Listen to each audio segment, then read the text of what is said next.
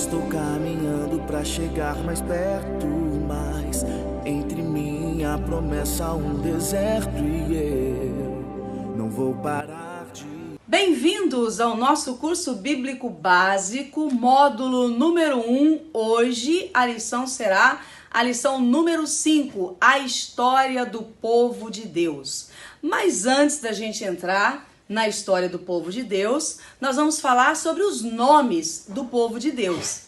Nós sabemos que o povo de Deus, no passado e hoje, atende pelo nome de hebreus, de israelitas e de judeus.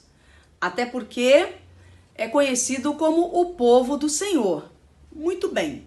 Por que israelitas? Por que o povo de Deus é chamado de israelita? Israelitas são os descendentes de Israel. Israel, na verdade, foi o nome dado por Deus ao nosso patriarca Jacó. Jacó teve 12 filhos. Dos 12 filhos de Jacó, nós tivemos a origem das 12 tribos de Israel. Daí o motivo do nome israelitas. Israelitas, então, é o nome espiritual da nação judaica. Nós também temos o povo de Deus, em sua maior parte do Antigo Testamento, atendendo pelo nome de hebreus. Por que hebreus? Hebreus vem do termo Éber. E Éber significa aquele que veio do outro lado, fazendo referência a Abraão. Abraão que saiu da sua casa, saiu da sua terra, da sua parentela e atendendo o chamado de Deus, foi para o outro lado, para bem longe, para uma terra que Deus havia prometido que seria por possessão e por herança dos seus descendentes, que seria numeroso aqui na terra. Muito bem. E judeus? Judeu é o nome pelo qual atende o israelita e o hebreu. Então, ora é hebreu, ora é israelita, ora é judeu. Judeu também é chamada aquela pessoa que pratica o judaísmo, mas aí não tem nada a ver com a gente, tá? Então, judeu, hebreu e israelita são os nomes pelos quais o povo de Deus é chamado. Para facilitar o nosso estudo, para facilitar a sua compreensão da história do povo de Deus, a apostila divide essa história em 3 épocas. Da criação até Abraão é a primeira época. E essa primeira época vai ter 2 períodos. Aí nós temos a época de Israel. Essa época de Israel vai ter 9 períodos. E a época do cristianismo, do Novo Testamento. Essa época vai ter 3 períodos. Então, compreenda. A história do povo de Deus é dividida em 3 épocas. Cada uma dessas épocas se subdivide em períodos. Cada período se refere a um momento específico da história do povo de Deus, da história bíblica. Tudo isso foi feito, essa didática foi usada para que você possa compreender melhor, para que a gente possa ensinar de uma forma mais organizada e mais sistemática aquilo que nós queremos passar para você. Então, a primeira época que nós vamos ver aqui agora, nessa aula de hoje, é a época que vai da criação de Deus até Abraão. Essa época foi dividida em 2 períodos. O primeiro período vai falar sobre a criação até o dilúvio. E o segundo período vai falar do dilúvio até os dias de Abraão. Entenda bem. Esse relato está em Gênesis, vai do capítulo número 1 até o capítulo número 12, para você se situar direitinho na Bíblia. A primeira coisa que aconteceu de muito importante, logo de cara, foi a criação de Adão e Eva. Então nós sabemos que Deus no início criou todas as coisas com muito zelo, com muito capricho, com muita perfeição e com muito amor. Depois que tudo estava pronto, estava feito, ele então do pó da terra, ele faz, ele cria, ele dá forma ao primeiro homem, Adão. Depois que o homem está formado ali do pó da terra, Deus coloca no homem o fôlego, sopra, né, nas narinas do homem, o fôlego da vida. É como se Deus estivesse pegando um pouquinho dele e colocando no homem. A essência de Deus, a essência da vida. Daí nós aprendemos que o homem passou a ser participante da natureza divina. A partir do homem, Deus então faz a mulher, a sua companheira, a sua ajudadora, a sua esposa. Deus abençoa os dois, coloca no jardim e determina que eles administrem todas as coisas. Bastaria a esse primeiro casal obedecer à ordem de Deus e tudo seria perfeito. E tudo correria segundo a expectativa de Deus. Porém, surge lá no paraíso uma criatura estranha que conversa com a mulher. Você conhece a história, você sabe tudo o que aconteceu, e por causa do pecado, por causa da desobediência, o mundo perfeito de Deus começou a ser corrompido e degenerado. Foi nesse momento que o pecado entrou no mundo, por causa da desobediência. E com o pecado, a multiplicação da corrupção. O primeiro casal sai do jardim, é expulso, vai viver fora do jardim, não é? Os seus filhos vão se multiplicando, eles então enchem a terra como Deus havia ordenado lá atrás. Com o crescimento da humanidade, houve também o crescimento do pecado, da maldade e da corrupção. Até que chega no momento em que Deus, ele se arrepende de ter criado o homem e ele decide colocar um ponto final em todas as coisas e em tudo que ele havia criado. Ele então avisa a respeito do dilúvio. Então, tudo isso que eu falei para vocês está do capítulo 1 até o capítulo 6 do livro de Gênesis. Aí nós vamos ver o que aconteceu a partir do dilúvio até Abraão. Caiu a chuva, a água subiu, a destruição foi total, foi geral, exceto com aqueles que estavam dentro da arca. Né? Então a arca é vista como a salvação de Deus. O juízo de Deus veio na forma do dilúvio, mas a salvação de Deus foi providenciada na forma da arca. Noé sai da arca com os seus filhos, com a sua esposa, com as suas noras, os animais também saem, e eles então vão povoar a terra novamente. Dos filhos de Noé, os filhos de Noé são Sem, Cã e Jafé. Então, desses 3 filhos de Noé, vão nascer as novas civilizações. Um novo mundo, uma nova humanidade vai ser formada a partir dos 3 filhos de Noé. Esses 3 filhos de Noé, eles vão dar origem a 3 novas civilizações, que são os semitas e os seus descendentes, os jafetitas e os seus descendentes, e os camitas e os seus descendentes, ok? E depois, enquanto as coisas vão acontecendo, né? Essas famílias vão se multiplicando, elas vão povoando e vão enchendo a terra. O fato é que, na verdade, eles deveriam ter saído da arca e ter se espalhado pela terra. Mas eles acabaram ficando todos na mesma região. Ficaram todos no mesmo lugar. E ao que tudo indica, acredita-se, né? Que todos falavam a mesma língua. E porque todos falavam a mesma língua, eles então intentaram fazer uma construção diferente, uma construção gigantesca. Nós vamos construir uma torre e essa torre vai ser tão alta, mas tão alta, que vai chegar até o céu. Quando Deus percebeu que porque eles falavam a mesma língua e eles estavam de comum acordo, eles continuariam construindo essa torre, Deus então decidiu causar, uma confusão. Babel significa confusão. Torre de Babel é o mesmo que dizer a torre da confusão. Que confusão? A confusão de línguas.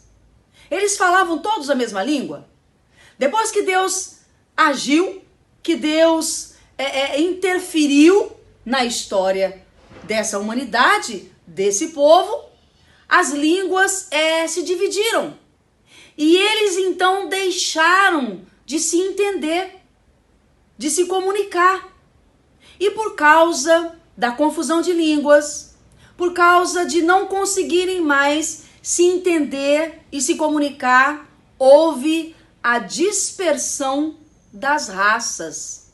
Olha só, os semitas, eles foram povoar a Ásia, foram habitar na Ásia. Os camitas, eles foram, se fixaram na África, foram povoar a África.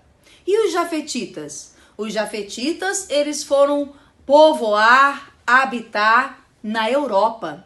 E olha só que coisa interessante, porque dos semitas nós temos os povos que são os elamitas, os assírios, os caldeus, os sírios, os árabes, os judeus. Olha, os judeus são semitas ou são descendentes dos semitas. Também os lídios e os arameus. Dos camitas, as civilizações que surgiram foram os egípcios, os babilônicos, os hindus primitivos, e eles foram ocupar uma parte da Ásia Oriental que hoje nós conhecemos como o Japão. E aí nós temos os jafetitas que foram povoar a Europa. Dos jafetitas nós tivemos as seguintes civilizações: os russos, os gregos, os alemães, os holandeses, os suecos, os ingleses, os medos, os persas e os celtas. Fica um pouco mais tranquilo, um pouco mais fácil a gente entender por que então as diferenças físicas que existem entre as pessoas, não é? Raça é uma só, é a raça humana. Agora, civilizações são várias. E as primeiras civilizações que surgiram, elas surgiram dos descendentes de Sem, de Cam e de Jafé. Alguns lá na Ásia, outros lá na África e outros lá na Europa. Continentes diferentes, lugares diferentes, geografia diferente, clima diferente, proporcionando o quê? Uma adaptação que foi necessária para as pessoas que foram habitar esses lugares, e aos que nasceram dessas pessoas, mudanças físicas, né? Mudanças que foram necessárias por causa do fator climático e do fator geográfico. Daí uns são mais lourinhos, outros são mais moreninhos, outros são negros, outros são amarelos, enfim, cabelo louro, cabelo preto, cabelo liso, cabelo crespo. Tudo isso foram fenômenos que aconteceram na estrutura humana por conta da necessidade da adaptação e das mudanças no organismo, das mudanças no corpo, nas mudanças no físico, tá? Então, as primeiras civilizações, elas são oriundas, elas têm origem nos 3 filhos de Noé, Sem, Cam e Jafé, que foram obrigados a se espalhar pelo mundo, a ocupar outros lugares por causa da Torre de Babel. Quando houve a confusão, pararam de se entender, não conseguiam mais se comunicar, então se dividiram, se separaram e houve a dispersão das raças e o surgimento das novas civilizações. Mas, infelizmente, não é? O pecado continua dominando, né? O pecado continua reinando, a morte continua ceifando vidas, a corrupção continua se multiplicando. E veja, o interessante é que antes do dilúvio, o ser humano, ele tinha longevidade. Se você olhar Gênesis 6:3 e Salmos capítulo, Salmos 90, Salmo 90 vai falar também, eu esqueci o versículo agora, mas eu já falo já para você. Salmo 90 e Gênesis 6:3 vai falar que até então o homem possuía, Gênesis mais exatamente, fala que o homem, até o dilúvio, ele possuía longevidade. Eles viviam séculos. 300, 400, 500, 600, 900 anos. Os homens no passado, bem lá atrás, chegaram a viver. Quando o pecado entra, a morte começa a reinar. Aí vem as enfermidades, vem os sofrimentos e Deus diz: esses homens, eles são carnais. O meu espírito não vai andar com eles. Então é necessário que a vida deles seja abreviada. E aí em Gênesis 6, capítulo 6, versículo 3, Deus vai dizer que a vida do homem vai deixar de durar séculos para durar até 120 anos. Mas em Salmos 90, o salmista vai dizer que a nossa vida, ela vai chegar até os 70, 80 anos. E o que passar disso, ele vai dizer, vai ser de enfado, vai ser de sofrimento, enfim. Viver hoje até 90 anos é vitória. Viver hoje até 100 anos, é muita vitória, é muita bênção. Essas atribuições, essas dádivas de Deus nos primeiros seres humanos, lá no início, foram se perdendo por causa do pecado. O pecado trouxe sofrimento. O pecado trouxe enfermidade. O pecado trouxe dor, trouxe morte e trouxe a abreviação da vida humana. Hoje em dia, a longevidade é de até 100 anos. Quem passa disso está no lucro. Mas como é que fica o plano de Deus para o homem? Deus desistiu? O pecado continuou multiplicando, a corrupção continuou se alastrando. Mas e Deus? Ele desiste do seu plano? Qual era o plano original de Deus para o homem? Que o homem vivesse bem. Que o homem tivesse saúde. Que o homem tivesse paz, tivesse longevidade. Que o homem tivesse uma vida perfeita. Não era para o pecado entrar. Mas o pecado entrou. O pecado entrou e a gente pode dizer que frustrou o plano original de Deus, que era que o homem vivesse muito e tivesse uma vida perfeita. Mas, não obstante o pecado entrando no mundo, Deus não desiste do seu plano. Ele traça um novo plano de resgatar o homem de volta para ele. E esse plano se revela, a revelação máxima do plano de Deus, a revelação plena do desejo de Deus para a humanidade, se cumpriu em Jesus Cristo de Nazaré. E esse é assunto das próximas aulas que a gente vai tratar com bastante carinho, com bastante cuidado. Mas o bom é que você guarde o seguinte: muito embora o homem tenha falhado, muito embora, a princípio, o mal pareça ter triunfado, o plano de Deus para a humanidade continua. É levado a cabo e surte todos os seus efeitos na pessoa de Jesus Cristo de Nazaré, do seu sacrifício na cruz, do seu sangue derramado. Só que isso é assunto para as próximas aulas. Então, ao final desse vídeo, preste atenção. Tem uma atividade. Essa atividade deve ser realizada por você, deve ser feita com carinho, enviada para o meu e-mail. E novamente, eu repito, ivonedias_atv @yahoo.com.br. Eu vou corrigir a atividade e vou mandar a pontuação para você. Os pontos serão somados e ao final do módulo você terá uma nota fechada que eu vou passar para você quando o módulo terminar. Ficamos por aqui. Deus te abençoe e até a próxima aula. Um beijo no seu coração.